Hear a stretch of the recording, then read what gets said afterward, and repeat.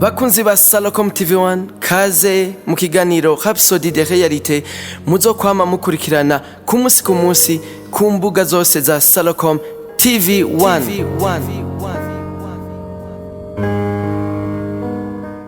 Amahoro y'Imana abane namwe mwebwe mwese muriko muradukurikirana. Kaze mu kiganiro Rhapsodie de Realités mushikirizwa na Irambo na Guilain.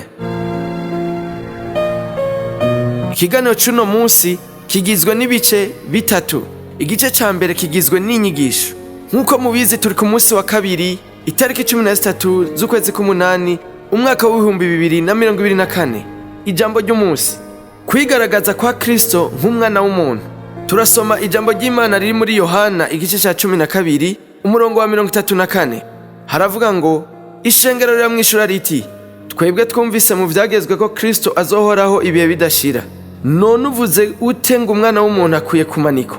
Mbega uwo mwana w'umuntu ninde? Dufatiye kuri iryo jambo turabona yuko Yesu yerekanye ubwiwe nk'umwana w'umuntu. Abayuda baca babitahura kurushiriza. Bari bazi yuko yivuze nka Kristo. Nk'akarorero muri Matayo mu gice c'8 umurongo wa 20 havuga ngo Yesu aramubwira ati, imbwebwe ziri n'imyobo n'ibiguruka biri n'ivyari, ariko umwana w'umuntu ntagiraho arambika n'umusaya. Ivyo turabibona no muri Luka igice c'9 umurongo wa 26. Haravuga hati, kuko umuntu wese bizotera isoni kunyemera no kwemera amajambo yanje, n'umwana w'umuntu bizomutera isoni kumwemera ahazozira afise ubwiza bwiwe n'ubwase n'ubw'abamarayika bera. Nugutahura rero yuko mw'ivyo bice bitandukanye aho Yesu yagiye yerekana nk'umwana w'umuntu, ntiyari imvugo yerekana ko ari umuntu buntu. Ntiyerekanye nk'umwana w'umuntu, ahubwo nk'umwana w'umuntu yisunze ubuhanuzi bwa Daniyeli igice c'7 ku murongo wa 13. Tuwasome havuga ngo, kandi mu vyo neretswe mw'ijoro nagize nti mbona haje uwusa n'umwana w'umuntu azananye n'ibicu vyo kwijuru, aza kuri wa wundi wa mbere na mbere baramumushikiriza. Iyerekwa rya Daniyeli umwana w'umuntu azananye n'ibicu vyo mwijuru birasa n'ivyo Yesu yavuze mu rubanza imbere y'umuherezi mukuru, nkuko tubibona muri Matayo 26 umurongo wa 59 gushika ku murongo wa 66. Havuga ngo umuherezi mukuru yabaje Yesu yuko yoba ari Kristo umwana w'Imana. Nawe yarishuye aturarivuze, yamara ndababwira yuko uhereye ubu muzobona umwana w'umuntu yicaye iburyo bw'ububasha aje mu bicu vyo kwijuru. Umuherezi mukuru yaciye amwagiriza ko yigize umweranda, amutaburako impuzu, hamamenyesha ko abereye gupfa. Inama nkuru yemeza ko Yesu ategerezwa gupfa. Mu kwiyita umwana w'Imana, Yesu yemeza uwari nka Kristo. Iryo tandukaniro ryari ryumvikana ku Bayuda bari bazi ivyo Yesu yariko aremeza. Umwana w'umuntu yari ijambo ryerekana Kristo.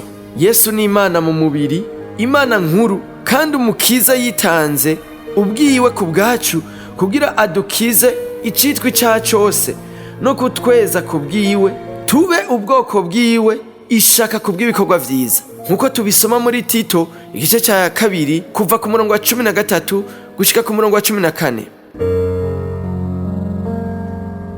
Tugiye mu gice ca 2 arico gice c'isengesho ry'uno munsi. Mwami Yesu warakoze kutwishurira nk'Imana mu mubiri w'umuntu. Ndemeza kandi ndatuye kuri Kristo yiyerekanye mu bumana. Mwami wanje, Mana yanje, ukuri kukubaho kwanje ndagushimiye kubw'urukundo rwawe rudashira, ubuntu n'imbabazi vyawe. Alleluya.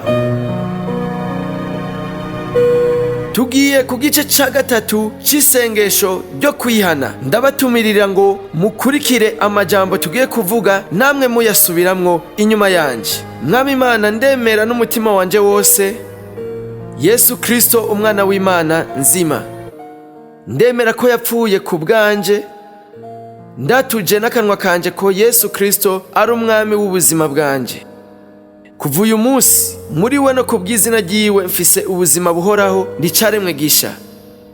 Urakoze gukiza umushaha wanje, kuva ubu mpindutse umwana w'Imana.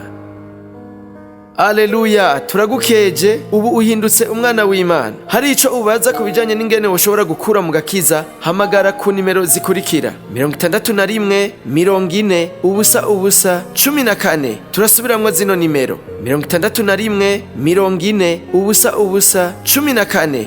Mwarahezagiwe, mugira umunsi mwiza.